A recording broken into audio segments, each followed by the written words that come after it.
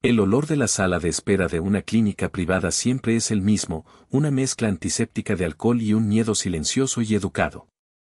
Es un olor que se te pega a la ropa, un recordatorio sutil de la fragilidad humana. Estaba sentado en un sillón de piel sintética color crema, rebotando mi rodilla con un ritmo ansioso que no podía controlar.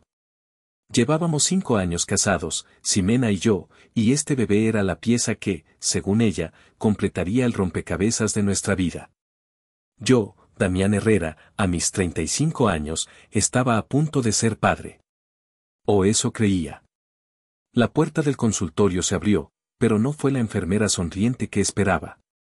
Fue el doctor Eladio Campos en persona. Lo conocía de toda la vida, él había estado allí cuando nací, un hombre cuya cara arrugada siempre me había parecido un mapa de sabiduría y calma. Pero en ese momento, su rostro era una máscara de pánico mal disimulado. Estaba pálido, más pálido que las paredes de su clínica, y una fina capa de sudor brillaba en su frente bajo la luz fluorescente. Damián, dijo, y su voz, normalmente un barítono tranquilizador, sonó tensa y frágil. Ven conmigo un momento, por favor. A mi oficina. No miró a Ximena, que levantó la vista de una revista de modas con una expresión de leve molestia. Me levanté, sintiendo un nudo de hielo formándose en mi estómago. Algo andaba muy mal. Seguí al doctor Campos por un pasillo corto hasta su oficina. El aire aquí era diferente, olía a cuero viejo y a libros. Cerró la puerta con un clic que resonó en el silencio, y luego giró la cerradura. El sonido metálico fue como el cerrojo de una celda. Se apoyó en su escritorio de caoba, sus manos temblaban ligeramente.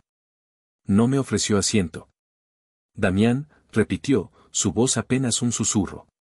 Conozco a tu familia desde antes de que nacieras. Tu padre fue mi mejor amigo. Por el amor de Dios, por la memoria de tu padre, escúchame con atención. Hizo una pausa, tragando saliva con dificultad. Sal de esta clínica ahora mismo. Ve a tu coche, busca a la mejor abogada que puedas encontrar y pide el divorcio. Hoy mismo. El mundo se detuvo. Las palabras flotaban en el aire, absurdas, sin sentido. ¿Qué? Doctor, no entiendo. ¿Hay algún problema con el bebé? ¿Ximena está bien? Él negó con la cabeza, sus ojos llenos de una piedad que me heló la sangre. Ximena está perfectamente. El bebé también está sano. Se giró hacia el monitor de alta definición que tenía en su escritorio, el mismo que usaba para revisar los resultados. Con un par de clics, apareció una imagen de ultrasonido, una serie de formas grises y blancas que yo no entendía. Pero no me estaba mostrando la imagen del feto. Estaba señalando una esquina de la pantalla, una tabla de datos biométricos. Mira esto, Damián, me ordenó, su voz recuperando un filo de autoridad médica. Estas son las mediciones. El tamaño del fémur, la circunferencia craneal, todo. Basado en 40 años de experiencia y en los algoritmos más avanzados que tenemos, puedo decirte con un 99.9% de certeza la edad gestacional de este feto. Mis ojos siguieron su dedo hasta una fecha. Fecha estimada de concepción, leí en voz alta, mi propia voz sonando extraña y lejana. La fecha estaba marcada en rojo, 23 de enero. Un frío glacial me recorrió la columna vertebral. El 23 de enero. Todo el mes de enero, desde el día 2 hasta el 29, yo había estado en Singapur. Estaba cerrando un contrato de consultoría, un viaje de trabajo que Ximena había lamentado porque se sentía tan sola. Recuerdo nuestras videollamadas, su cara triste en la pantalla de mi portátil, yo contándole los días para volver a casa. Los números no mienten, Damián, dijo el doctor Campos suavemente, como si me diera una sentencia de muerte. He revisado los cálculos 3 veces. Llamé a un colega para una segunda opinión sin darle nombres. Es imposible. Físicamente imposible que tú seas el padre de este niño. El aire abandonó mis pulmones. La oficina, que momentos antes parecía un santuario, ahora se sentía como una tumba. Cada palabra, cada queja de Ximena sobre mi viaje, cada suspiro de soledad, todo se reconfiguró en mi mente, transformándose de recuerdos de amor a piezas de una traición monumental. Lo siento mucho, hijo, dijo el doctor, poniendo una mano en mi hombro. Pero tenías que saberlo. No podía dejar que vivieras en esta mentira. Asentí, incapaz de formar palabras. Salí de su oficina en un estado de trance. Pasé junto a Ximena en la sala de espera. Ella levantó la vista, una sonrisa impaciente en su rostro. ¿Todo bien, mi amor? ¿Qué quería el doctor? La miré. La miré de verdad por primera vez en mucho tiempo. Vi el rostro que había amado, pero ahora, superpuesta, veía la cara de una extraña. Una mentirosa. Problemas con el seguro, mentí, la primera de muchas mentiras que construirían mi nueva realidad. Tengo que ir a hacer una llamada. Espérame en el coche. No la esperé. Salí de la clínica, el sol de la Ciudad de México me golpeó como un insulto. Me subí a mi coche, un sedán discreto que Ximena odiaba en secreto, y conduje. No tenía rumbo. Solo sabía una cosa con una certeza absoluta y aterradora. Nunca más volvería a esa casa. Nunca más volvería a mi vida. Esa vida había terminado en el momento en que vi una fecha en una pantalla. Mientras conducía sin rumbo por el caótico tráfico de la Ciudad de México, mi mente, en un acto de autodefensa, empezó a rebobinar. No hacia el dolor inmediato, sino hacia el principio. Hacia la construcción de la mentira que había sido mi vida. Conocí a Ximena Leduc en la inauguración de una galería de arte en la Roma Norte. Yo estaba allí por un encargo, diseñando la interfaz de la página web del artista. Ella era la gerente de la galería, moviéndose entre la multitud con una gracia y una confianza que me parecieron magnéticas. Tenía 32 años, era alta, con un cabello negro y liso que caía como una cortina de seda y unos ojos que prometían una profundidad que, ahora lo sabía, era solo un reflejo de las ambiciones de quien la miraba. Yo, por mi parte, era su antítesis. Mi fachada era la de un diseñador UI/UX freelance. Un trabajo creativo, respetable, pero en el léxico de la élite de la ciudad, significaba inestable y sin futuro real. Era una tapadera perfecta, una vida que había construido con un propósito muy específico. Verán, yo no crecí como un humilde diseñador. Crecí en una mansión en Las Lomas, el hijo único de un magnate de las telecomunicaciones. Mi infancia no fue de juegos en el parque, sino de cenas silenciosas en comedores gigantescos, donde mis padres se comunicaban a través de sus abogados.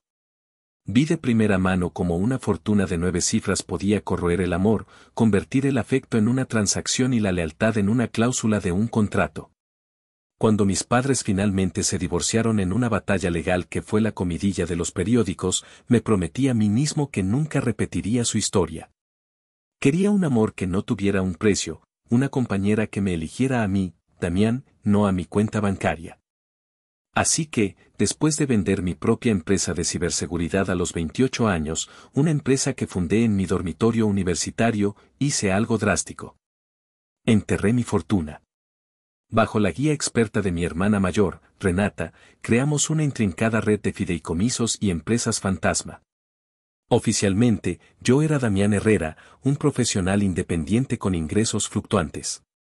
En realidad, era el beneficiario silencioso de un imperio que se gestionaba solo.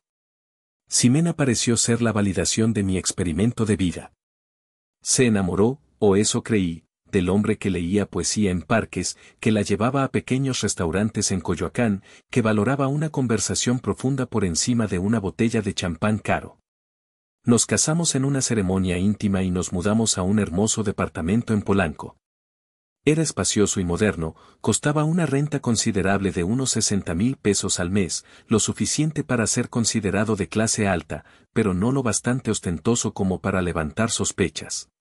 Para ella, era el límite de lo que mi trabajo nos podía permitir. Para mí, era un escenario. Pero los escenarios, por muy bien construidos que estén, siempre tienen grietas. Y las grietas en el nuestro comenzaron a aparecer lentamente. Empezaron en las cenas familiares. La familia de Ximena, los Leduc, eran de esa clase de gente que había tenido dinero hacía 2 generaciones y pasaban el resto de sus vidas tratando de aparentar que todavía lo tenían. Su padre, un director de marketing ya retirado, siempre encontraba la manera de dirigir la conversación hacia mis finanzas. Y dime, Damián, decía, dándole un sorbo a su vino. ¿Qué tal los proyectitos? ¿Salió algún cliente grande este mes? Yo respondía con evasivas amables, hablando de proyectos interesantes y clientes creativos. A su lado, la madre de Ximena, Leticia, asentía con una sonrisa que no llegaba a sus ojos. Era ella la que alimentaba las ambiciones de su hija. Ximena se merece lo mejor, le oí decir una vez por teléfono. No quiero que termine como su tía, casada con un simple profesor. El verdadero veneno comenzó a filtrarse con la llegada de Gael Montes a nuestro círculo social. Gael era todo lo que yo fingía no ser. Tenía 40 años, un bronceado perpetuo, un reloj que costaba más que mi coche y era el CEO de Montes Luxury Holdings, una promotora inmobiliaria. Hablaba en voz alta, reía con estruendo y siempre insistía en pagar la cuenta, sacando un fajo de billetes de 1,000 pesos que parecía inagotable. La primera vez que cenamos con él, invitado por los padres de Ximena, vi un brillo en los ojos de mi esposa que no había visto en mucho tiempo. Era admiración pura, sin adulterar. Ese es un hombre que sabe lo que quiere, me dijo esa noche mientras nos preparábamos para dormir. ¿Viste su coche? Es un Maserati. Dijo que está desarrollando un nuevo complejo en Tulum. Millones de dólares, Damián. Parece un poco fanfarrón, comenté, intentando que sonara casual. Ella se giró, su expresión se endureció. No es fanfarronería cuando puedes respaldarlo. Se llama ambición. Es algo que la gente exitosa tiene. La indirecta fue tan sutil como un martillazo. A partir de esa noche, el nombre de Gael Montes se convirtió en una constante en nuestras vidas, un fantasma de éxito que flotaba en cada conversación, un punto de comparación silencioso en el que yo siempre salía perdiendo. La presencia de Gael Montes en nuestras vidas pasó de ser una anécdota ocasional a una sombra persistente. Empezó a aparecer en todas partes, como una mala hierba bien vestida. Si íbamos a un restaurante de moda, él estaba en la mesa de al lado y nos enviaba una botella del vino más caro. Si visitábamos a mis suegros, él casualmente pasaba a saludar. Cada encuentro era una actuación, y yo era el único espectador que parecía darse cuenta de que todo era un guión. El Museo del Dolor, como lo llamo ahora en mi cabeza, tiene varias exhibiciones destacadas. La segunda fue particularmente amarga. Faltaba una semana para nuestro aniversario y yo había planeado una escapada sorpresa a San Miguel de Allende. Había reservado una suite en un hotel boutique, planeado cenas románticas. Cuando se lo conté a Ximena, su sonrisa fue forzada. Es un lindo detalle, mi amor, dijo, moviendo el hielo en su vaso de agua mineral. Estábamos en la terraza de nuestro departamento, el sol de la tarde pintando la ciudad de naranja. Pero, estuve hablando con Leti, mi madre, y me contó que los Montes acaban de regresar de un viaje de esquí en Aspen. ¿Te imaginas? Aspen. Dejó la frase flotando en el aire, cargada de significado. San Miguel es hermoso, respondí, manteniendo mi voz firme. Pensé que te encantaría la arquitectura, el arte. Estoy un poco cansada de la arquitectura y el arte, Damián, me interrumpió, su voz con un filo que me sorprendió. A veces solo quiero, glamour. Lujo. Algo diferente a nuestros fines de semana, culturales y económicos. No fuimos a San Miguel de Allende. El aniversario lo pasamos en la ciudad, en una cena tensa donde ella pasó la mayor parte del tiempo mirando su teléfono, sonriendo a algo que yo no podía ver. La tercera exhibición, la que debería haberme abierto los ojos de par en par, fue la más pública y humillante. Fue en la fiesta de cumpleaños de mi suegro. El jardín de su casa en el Pedregal estaba lleno de gente importante o, al menos, gente que se esforzaba por parecerlo. Gael Montes, por supuesto, era el centro de atención. Yo estaba en un rincón, hablando con un primo de Ximena, cuando Gael se acercó, pasó un brazo por mis hombros como si fuéramos viejos amigos y dijo en voz alta, para que todos a nuestro alrededor pudieran oír, Damián. Mi artista. Justo a ti te estaba buscando. El silencio se hizo a nuestro alrededor. Escucha, estoy lanzando un nuevo proyecto residencial, La Cima del Sol. Pura exclusividad. Y estaba pensando, necesito unos folletos espectaculares, algo con clase. ¿Te interesaría hacer el diseño? Pienso en ti porque sé que un dinerito extra siempre viene bien, ¿verdad? Considéralo una ayuda entre amigos. Me quedé helado. La oferta no era una oferta, era una declaración de estatus. Él era el patrón, yo el peón necesitado. Era caridad disfrazada de oportunidad. Vi a Ximena mirándonos desde el otro lado del jardín, una sonrisa de aprobación en su rostro. Vi a mi suegra, Leticia, asintiendo con la cabeza, como diciendo qué hombre tan generoso. Gracias por la oferta, Gael, respondí, mi voz sonando extrañamente calmada. Pero mi agenda está bastante llena en este momento. Tengo un par de contratos de confidencialidad muy exigentes. La sonrisa de Gael vaciló por una fracción de segundo. No esperaba que lo rechazara. Bueno, piénsalo, dijo, dándome una palmada en la espalda que se sintió como un golpe. La oferta está sobre la mesa. Esa noche, de vuelta en el coche, Ximena estaba furiosa. No puedo creer que lo hayas rechazado. ¿Sabes la clase de contactos que tiene ese hombre? Era una oportunidad de oro, y la tiraste a la basura por tu estúpido orgullo. No era una oportunidad, Ximena.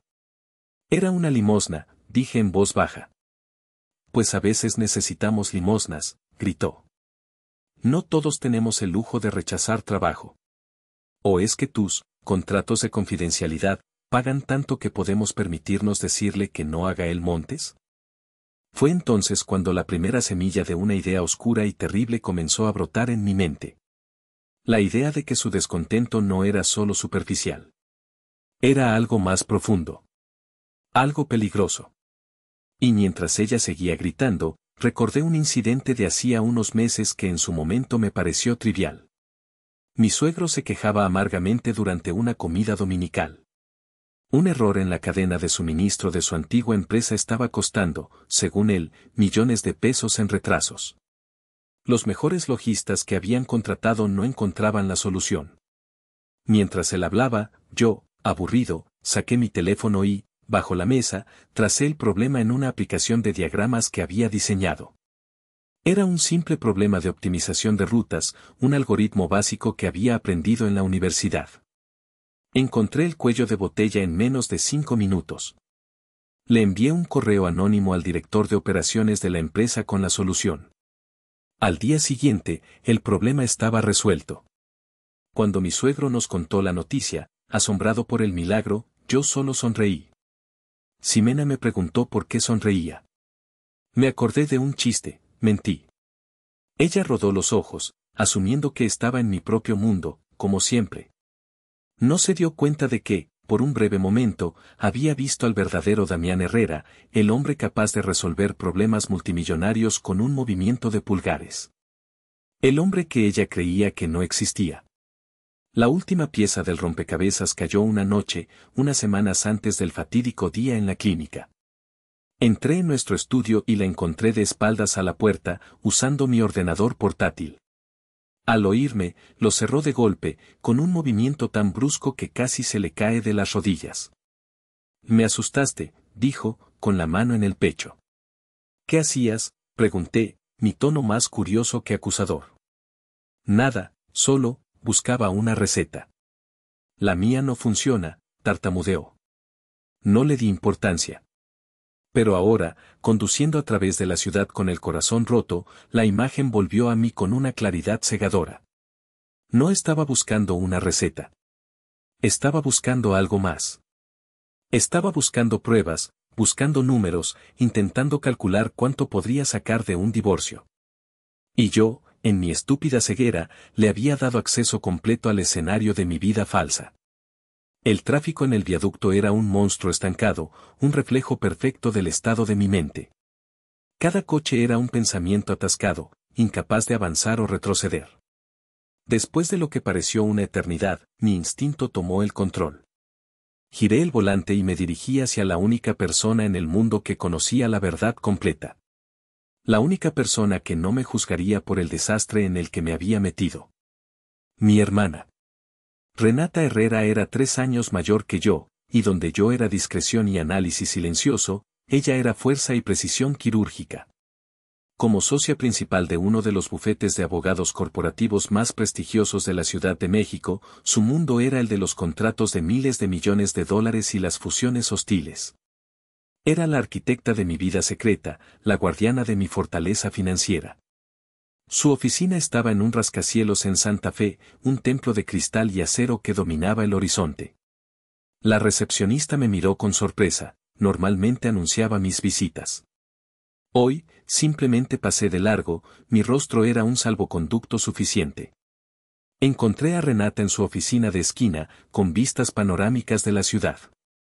Estaba al teléfono, su voz era seda y acero mientras desmantelaba el argumento de algún pobre abogado al otro lado de la línea. Al verme entrar, su expresión cambió instantáneamente de depredadora a preocupada. Te llamo luego, dijo, y colgó sin esperar respuesta. Damián, ¿qué pasa? Pareces un fantasma. No pude hablar. Me derrumbé en una de las sillas de diseño frente a su escritorio y simplemente le tendí mi teléfono, donde había abierto la foto que le había tomado a la pantalla del doctor Campos. Ella tomó el teléfono, sus ojos escaneando los datos. No dijo nada durante un largo minuto. Su rostro, normalmente tan expresivo, se convirtió en una máscara de hielo. Luego, levantó la vista, y en sus ojos no vi sorpresa, sino una furia fría y controlada. La zorra calculadora, dijo en voz baja, cada palabra cortante como un diamante. Te lo advertí, hermanito. Te dije que había algo en ella que no me gustaba. Demasiado perfecta, demasiado interesada en tu potencial. Lo sé, susurré, mi voz rota. Creí que estaba equivocado. Creí que era mi cinismo hablando. No era cinismo, era experiencia, replicó, levantándose y caminando hacia un enorme cuadro abstracto en la pared. Lo deslizó a un lado, revelando un teclado biométrico y una caja fuerte de titanio empotrada en el muro. Colocó su pulgar en el escáner. Ella no se enamoró de ti, Damián. Se enamoró de una idea, de un trampolín. Y cuando el trampolín no la llevó lo suficientemente alto, empezó a buscar otro. La caja fuerte se abrió con un siseo casi inaudible. Renata sacó una carpeta gruesa, de color negro mate, sin ninguna etiqueta. La dejó sobre el escritorio con un golpe seco. ¿Recuerdas cuando creamos tu estructura financiera?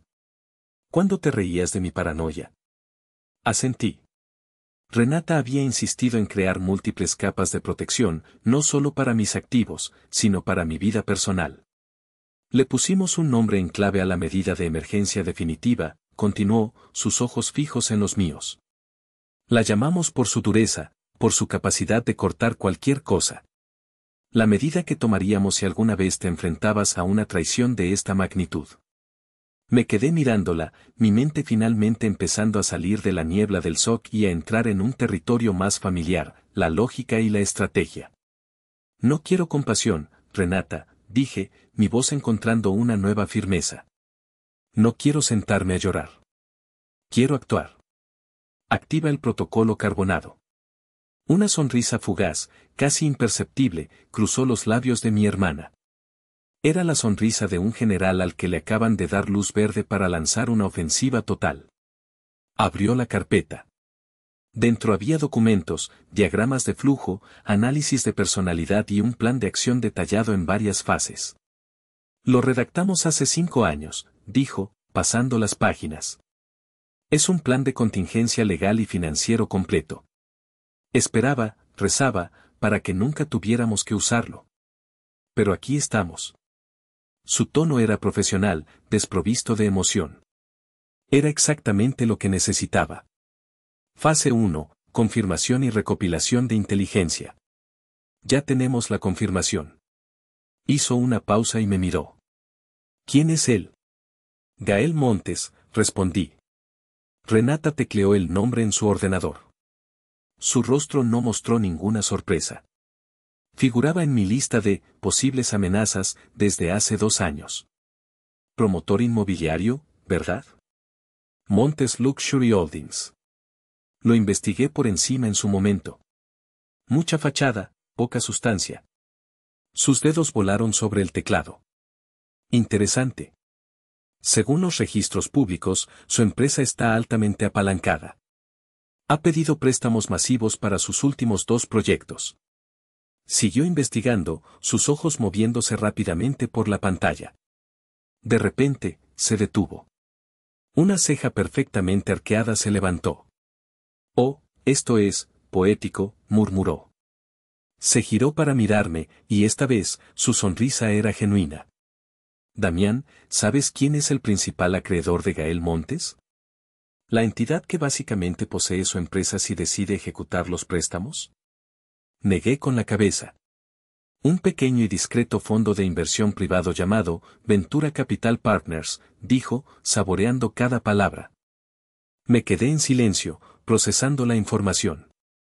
Ventura Capital Partners era mi fondo personal, la entidad a través de la cual movía mi capital de inversión de forma anónima. Era el corazón de mi imperio oculto. Gael Montes, el hombre que se acostaba con mi esposa, el hombre que ella admiraba por su éxito, estaba siendo financiado por mí. Su estilo de vida lujoso, los coches, los relojes, las cenas caras con las que impresionaba a Ximena, todo estaba siendo pagado con mi dinero. Levanté la vista y me encontré con la mirada de mi hermana. El dolor seguía ahí, un agujero negro en mi pecho.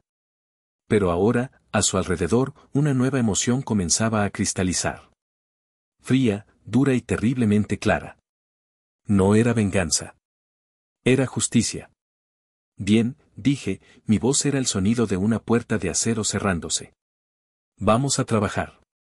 La fase de luto duró exactamente el tiempo que tardé en conducir desde la clínica hasta la oficina de Renata.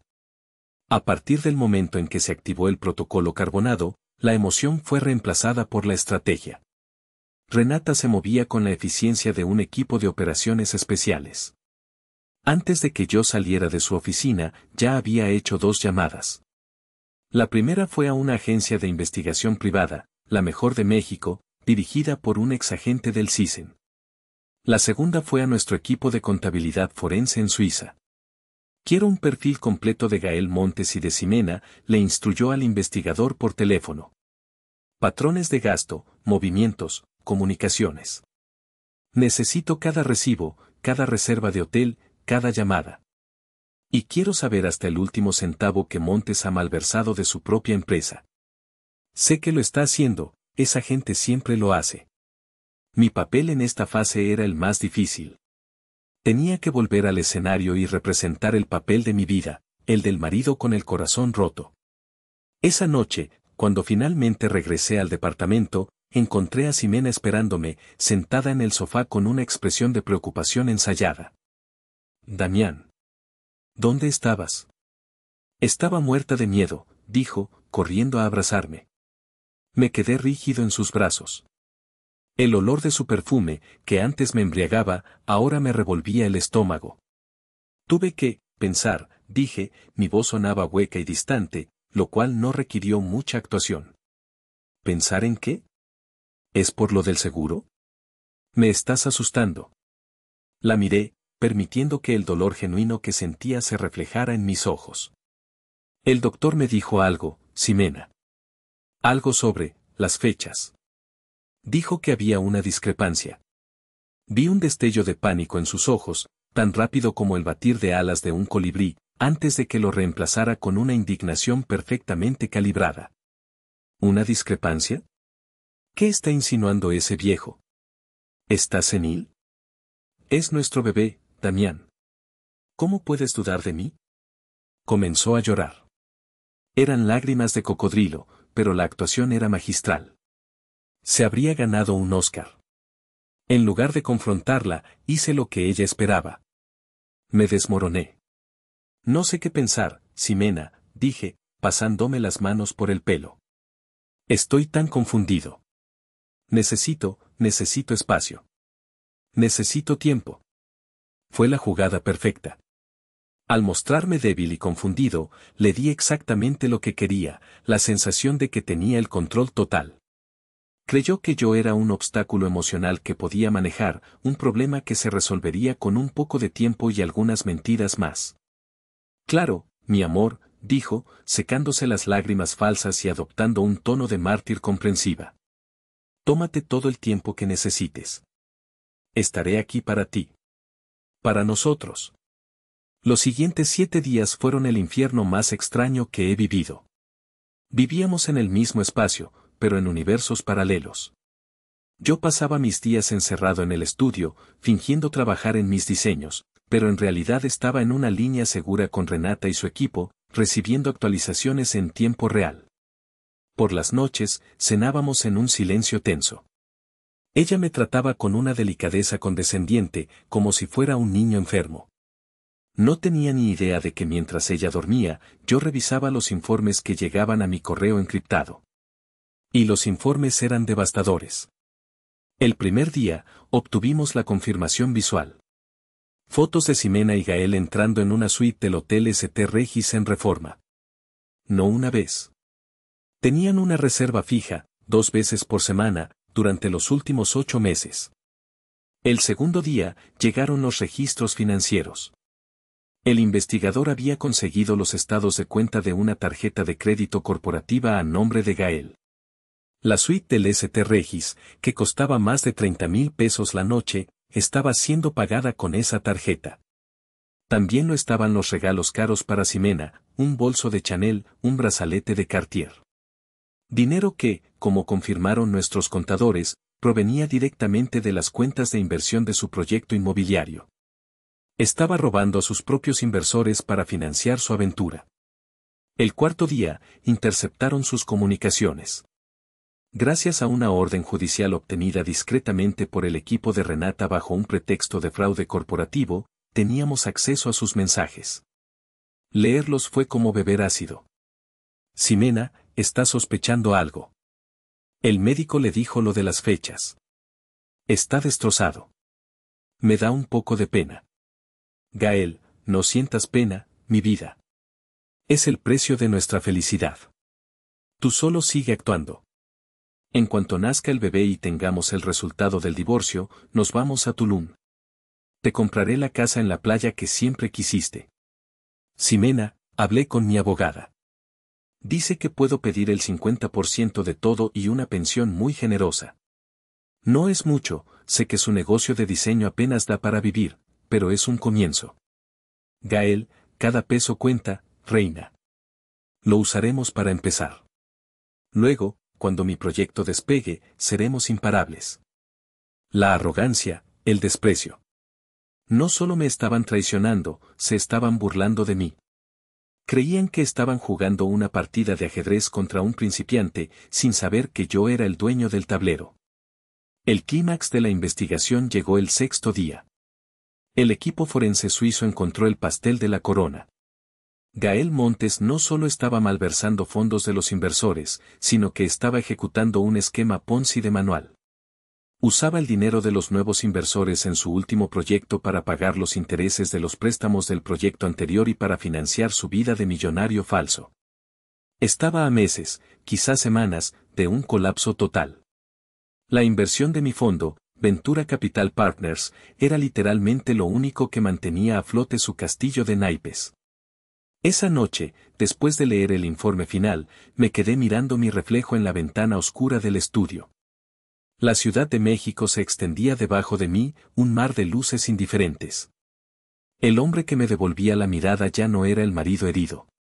Su rostro estaba tranquilo, sus ojos fríos.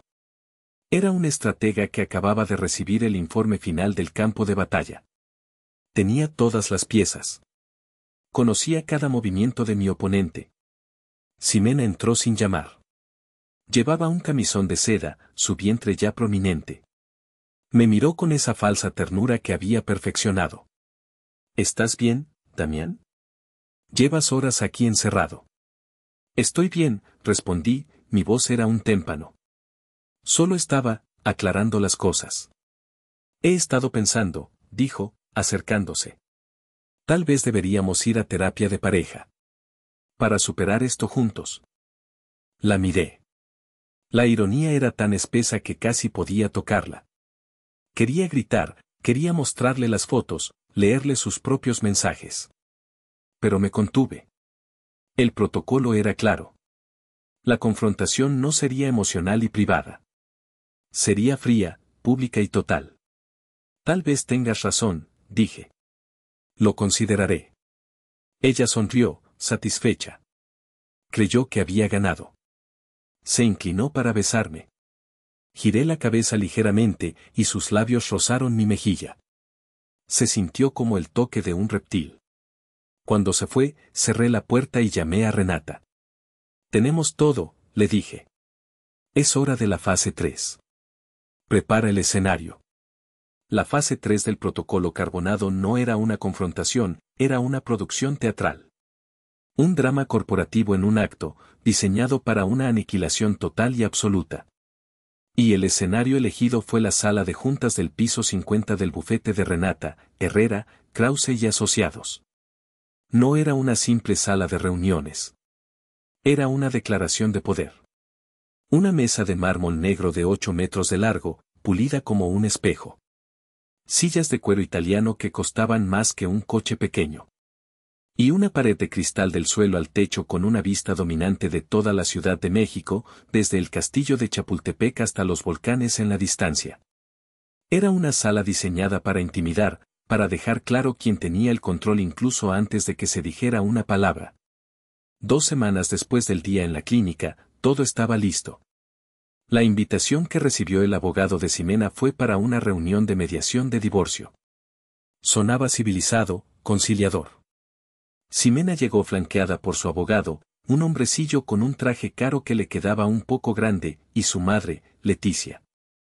Ambas mujeres vestían de negro, como si estuvieran de luto por nuestro matrimonio, una actuación de una hipocresía impresionante. Ximena, con su embarazo de casi 6 meses, se veía frágil y vulnerable. Una víctima. Su confianza era palpable. Creía que venía a negociar los términos de mi rendición. Fueron conducidas a la sala de juntas principal. Yo ya estaba allí, sentado en la cabecera de la mesa junto a Renata. Mi hermana estaba impecable, su traje de diseño irradiaba una autoridad helada. Yo, por mi parte, había elegido mi atuendo con cuidado. No un traje caro, sino mis ropas habituales de diseñador freelance, unos vaqueros de buena calidad, una camisa de lino y un blazer. Quería que me subestimaran hasta el último segundo. Mientras tanto, en la sala de juntas contigua, una sala idéntica pero conectada por una discreta puerta doble, se estaba desarrollando otra escena. Gael Montes había sido convocado a una reunión de emergencia del Consejo de Inversores con los representantes europeos de Ventura Capital Partners. Era una reunión que no podía ignorar. Su futuro financiero dependía de ello. Lo que no sabía era que los representantes europeos eran en realidad 2 de los socios más feroces de Renata, contratados para la ocasión, y que la reunión era una farsa diseñada para mantenerlo en su sitio. Como una pieza de ajedrez esperando ser sacrificada. Nuestra mediación comenzó puntualmente. El abogado de Ximena, con un aire de superioridad, tomó la palabra. Deslizó una carpeta sobre la mesa de mármol. Señor Herrera, mi cliente, la señora Leduc, desea resolver esto de la manera más amistosa posible, por el bien del niño que viene en camino, comenzó. Sin embargo, dada la angustia emocional que sus infundadas sospechas le han causado, nos vemos obligados a presentar las siguientes demandas. Abrió la carpeta. Mi cliente solicita la propiedad total del departamento en Polanco. Adicionalmente, solicita el 50% de todos los activos líquidos y de inversión que usted posea, que hemos estimado modestamente en unos 10 millones de pesos, basándonos en sus declaraciones de ingresos. 10 millones de pesos. Era una cifra ridícula, una fracción minúscula de una fracción de mi patrimonio real. Pero era lo que ellos creían que yo valía. Finalmente, continuó el abogado, ajustándose las gafas. Solicitamos una pensión alimenticia para el niño, y una pensión compensatoria para la señora Leduc, por un total de 150,000 pesos mensuales, ajustables a la inflación, hasta que el niño cumpla la mayoría de edad. Mientras hablaba, Ximena comenzó a llorar en silencio, un pañuelo de seda presionado contra sus labios. Leticia le frotaba la espalda, lanzándome miradas de reproche. Era una obra maestra de manipulación. Renata escuchó todo sin pestañear, su rostro era una máscara impenetrable. Yo permanecí en silencio, observando la actuación. Dejé que expusieran toda su codicia, que pusieran todas sus cartas sobre la mesa. Cuando el abogado terminó, un silencio expectante llenó la sala. Todos me miraban, esperando que suplicara, que negociara, que me rompiera. Respiré hondo. Es una propuesta interesante, dije, mi voz era tranquila, casi conversacional. Renata me había entrenado para este momento. Sin ira. Sin emoción. Solo hielo. Sin embargo, continué, inclinándome ligeramente hacia adelante. Antes de discutir sus términos, creo que hay una pieza de información que falta en esta conversación. De hecho, creo que falta una persona. Miré a Renata, quien asintió sutilmente. Se levantó y caminó hacia la discreta puerta doble al final de la sala. ¿De qué está hablando?, preguntó el abogado de Ximena, frunciendo el ceño. Estoy hablando de claridad, respondí. De poner todas las variables sobre la mesa antes de resolver la ecuación. Renata abrió las dos puertas, revelando la sala de juntas contigua. Allí, sentado en medio de la mesa, estaba Gael Montes, con una expresión de confusa arrogancia, flanqueado por los dos socios de Renata. La expresión de Ximena se congeló. El color desapareció del rostro de Leticia. Gael nos miró, su cerebro tratando de procesar la escena imposible que tenía delante. Señor Montes, dije, mi voz resonando en el silencio repentino de las dos salas ahora unidas. Gracias por unirse a nosotros. Por favor, pase. Creo que esta conversación también le concierne. El tiempo pareció ralentizarse. Gael Montes se levantó, su rostro era un lienzo de confusión que rápidamente se transformaba en pánico al reconocer a Ximena. Los dos socios de Renata le indicaron con un gesto que avanzara hacia nuestra sala. Caminó como un autómata, sus caros zapatos italianos haciendo un sonido hueco sobre el mármol. Se detuvo torpemente entre las dos mesas. ¿Qué es esto, Damián? ¿Qué está pasando?, preguntó Ximena, su voz un siseo tembloroso. Su abogado y su madre la miraban, completamente desconcertados. Esto, respondí, levantándome lentamente, es lo que se llama una reunión de todas las partes interesadas. Y resulta, Gael, que tú eres una parte muy, muy interesada. Me di la vuelta y pulsé un botón en la consola de la mesa. La pared de cristal que daba a la ciudad se oscureció y se convirtió en una pantalla de proyección de 8 metros. El primer logo que apareció fue el de Aetel Red Systems, en un diseño limpio y minimalista. Ximena, mi amor, dije, la palabra, amor, goteaba un sarcasmo helado. Siempre te quejabas de que no entendías mi trabajo. Que mis diseños y proyectos freelance eran demasiado abstractos. Permíteme aclararlo. Hice clic en el control remoto. Apareció un organigrama complejo. En la cima, en un recuadro dorado, estaba mi nombre, Damián Herrera, fundador y accionista mayoritario. Aetel Red Systems fue mi primera empresa. La fundé en la universidad. Desarrolla algoritmos de encriptación para transacciones financieras de alto volumen. La vendí hace 7 años por una suma considerable, pero retuve una participación estratégica y un puesto en el consejo, bajo un alias, por supuesto. Vivo de los dividendos y las consultorías. Mi trabajo de diseño es un hobby. Un disfraz. Un jadeo colectivo recorrió la habitación. El abogado de Ximena parecía que se había tragado su corbata. Leticia se quedó boquiabierta.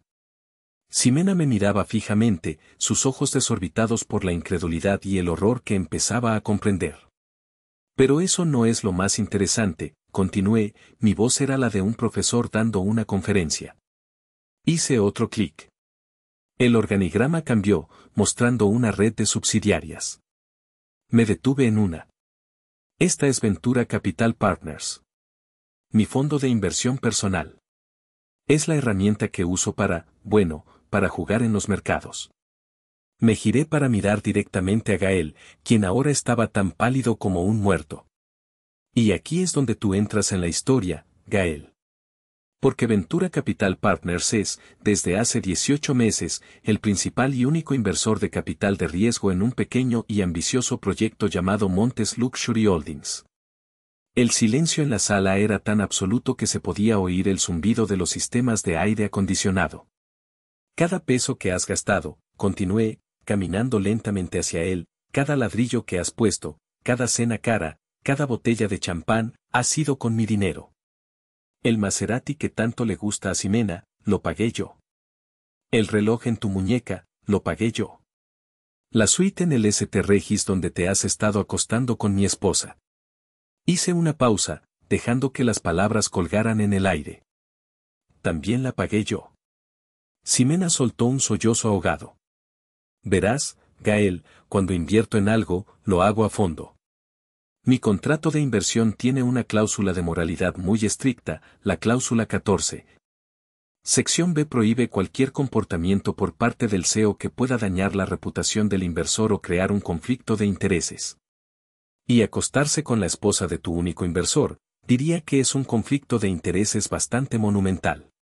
Me detuve frente a él. Él no podía mirarme a los ojos. Su mirada se clavó en el suelo. Pero eso, tristemente, no es tu mayor problema. Porque además de ser un adúltero, también eres un ladrón. Otro clic. La pantalla ahora mostraba extractos bancarios, transferencias, recibos de hotel. Pruebas irrefutables de su malversación de fondos. Y, para colmo, añadí, mi voz bajando a un susurro mortal. También eres un estafador. Mis contadores forenses descubrieron tu pequeño esquema Ponzi. Muy ingenioso, de verdad. Pero se acabó el juego. Saqué mi teléfono. Marqué un número en altavoz. Carlos, dije. A sus órdenes, señor Herrera, respondió una voz nítida y profesional desde el otro lado. Era el director de mi Family Office. Carlos, procede con la ejecución inmediata de la línea de crédito completa contra Montes Luxury Holdings, basándose en la violación de la cláusula 14B y la evidencia de fraude financiero que te envié esta mañana. Quiero la liquidación de todos los activos pignorados. Quiero cada centavo de vuelta. Empieza ahora. Entendido, señor Herrera. Consideré lo hecho. Colgué el teléfono y lo guardé en mi bolsillo. Me giré para enfrentar la habitación. Gael Montes se había derrumbado en la silla más cercana, su cabeza entre sus manos. Ximena me miraba, su rostro era una ruina. Las lágrimas ahora eran reales, lágrimas de pura y absoluta desesperación. El hombre por el que había apostado su futuro acababa de ser aniquilado frente a sus ojos, y lo había hecho el fracasado al que despreciaba. Ahora, dije, volviendo a la mesa y mirando al aturdido abogado de Ximena. ¿Dónde estábamos? Ah, sí. Su propuesta de divorcio. Creo que las circunstancias han cambiado un poco. Así que permítame hacerle una contraoferta. La contraoferta que presenté no fue una negociación. Fue una sentencia. Renata se puso de pie, y su voz llenó la sala, cortante y precisa, sin dejar lugar a la emoción ni a la duda. Mi cliente, el señor Herrera, rechaza todos y cada uno de los términos de su propuesta, comenzó, dirigiéndose al abogado de Ximena. En su lugar, ofrecemos lo siguiente, basándonos en la evidencia irrefutable de adulterio continuado y conspiración para cometer fraude en el divorcio. Deslizó una carpeta mucho más delgada sobre la mesa. Estos son los términos. No son negociables. El abogado la abrió con manos temblorosas. Primero, Ximena Leduc renunciará a cualquier reclamación sobre los bienes presentes o futuros del señor Herrera, incluyendo el departamento de Polanco, que está a nombre de una de las corporaciones del señor Herrera y cuyo contrato de arrendamiento a su nombre será rescindido en 30 días. Ximena levantó la cabeza bruscamente. ¿Qué? No puedes echarme a la calle. Estoy embarazada. Segundo, continuó Renata, ignorándola por completo. En cuanto al niño. El señor Herrera, por supuesto, solicitará una prueba de paternidad al nacer. Dado que sabemos el resultado, él renunciará a cualquier derecho o responsabilidad parental. El padre biológico es el señor Montes. Sin embargo, dado que el señor Montes se declarará en bancarrota en las próximas 24 horas y probablemente enfrentará cargos criminales que podrían llevarlo a prisión, el señor Herrera, en un acto de generosidad, está dispuesto a establecer un fideicomiso mínimo para la educación del niño, gestionado por un tercero independiente. No recibirá ni un solo peso directamente, Ximena. Tercero, la voz de Renata era implacable. El señor Herrera no pagará ninguna pensión compensatoria, ya que el adulterio anula dicha obligación según la ley. Además, tenemos pruebas de que usted accedió ilegalmente a sus registros financieros personales en su ordenador, lo cual es un delito. Aceptamos no presentar cargos a cambio de su cooperación total e inmediata. Leticia, la madre de Ximena, finalmente encontró su voz. Esto es monstruoso. No pueden hacerle esto a mi hija. Renata se giró lentamente para mirarla. Señora Leduc, su hija tomó sus propias decisiones. Ella eligió la traición. Ella eligió la codicia. Estas no son acciones nuestras, son las consecuencias de las suyas. Finalmente, Ximena se levantó, su cuerpo temblaba de rabia y desesperación. Damián, por favor, suplicó, su voz rota. No sabía nada de esto. Te juro que, podemos arreglarlo. Todavía te amo. Me levanté y caminé hacia ella. Por un momento, me miró con una chispa de esperanza, creyendo que vería al hombre débil y enamorado que siempre había conocido. Pero ese hombre había muerto en la oficina del doctor Campos. Me incliné, mi voz era un susurro que solo ella podía oír. No, Ximena. Tú no me amabas a mí. Amabas lo que creías que podías conseguir. Y cuando pensaste que yo no era suficiente, buscaste a alguien que creías que era más. El problema es que tu cálculo fue erróneo. Apostaste al caballo equivocado. Me aparté. Querías un hombre exitoso y rico. Bueno, resulta que lo tenías. Simplemente no te diste cuenta. Y ahora, tu amante, el gran Gael Montes, no tiene ni un centavo a su nombre. De hecho, le debe a mi empresa una cantidad de dinero que no podrá pagar ni en 10 vidas. En cuanto a ti, la miré de arriba abajo, su ropa de diseñador, su maquillaje perfecto ahora corrido por las lágrimas. Tendrás que aprender a vivir sin él, glamour. Buena suerte con eso. Me giré hacia su abogado, quien parecía haberse encogido en su silla. Tiene 24 horas para que su cliente firme este acuerdo.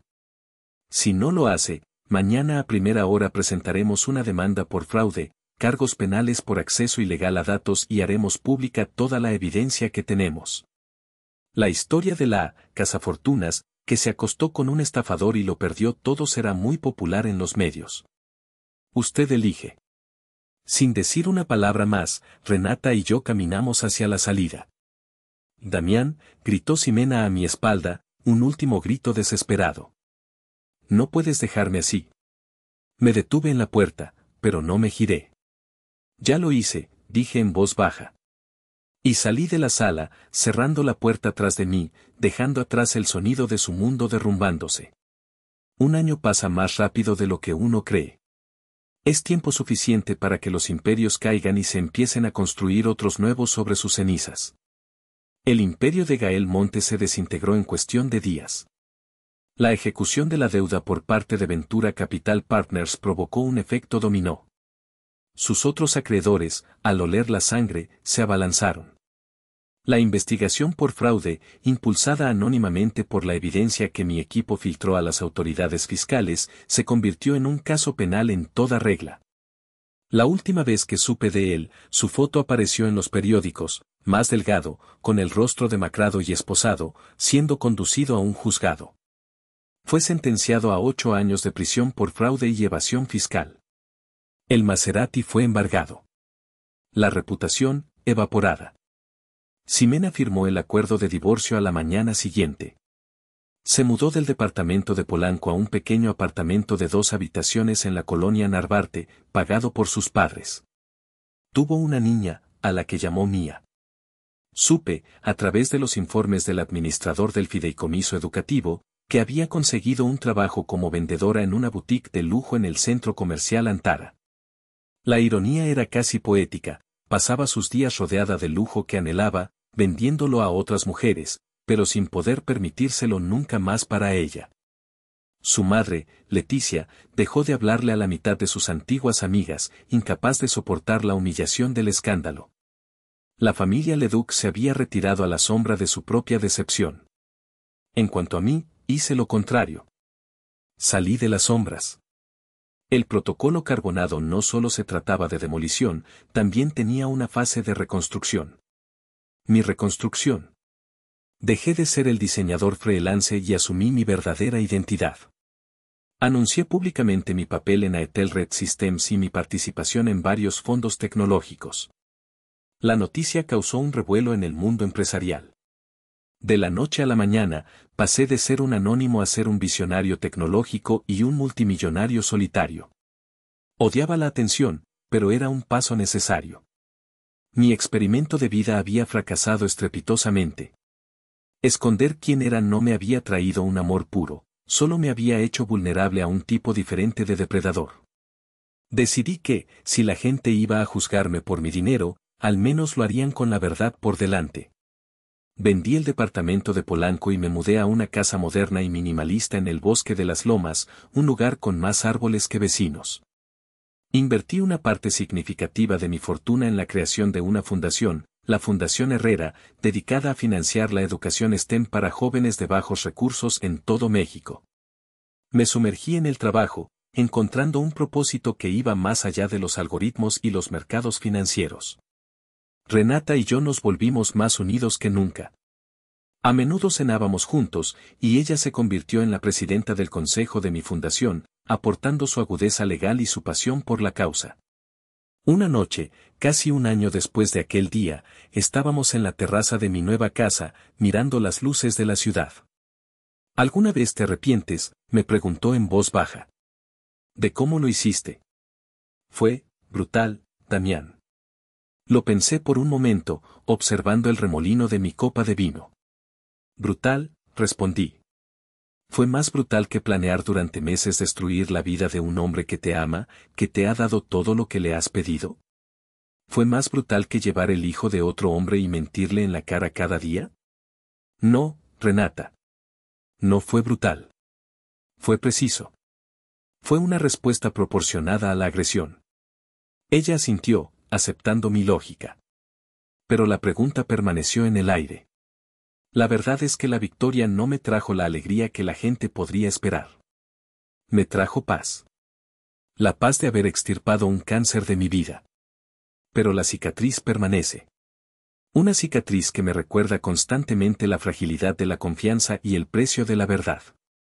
A veces, en la quietud de la noche, cuando el único sonido es el viento en los árboles, la pregunta final que le hice a Ximena en mi mente vuelve a atormentarme.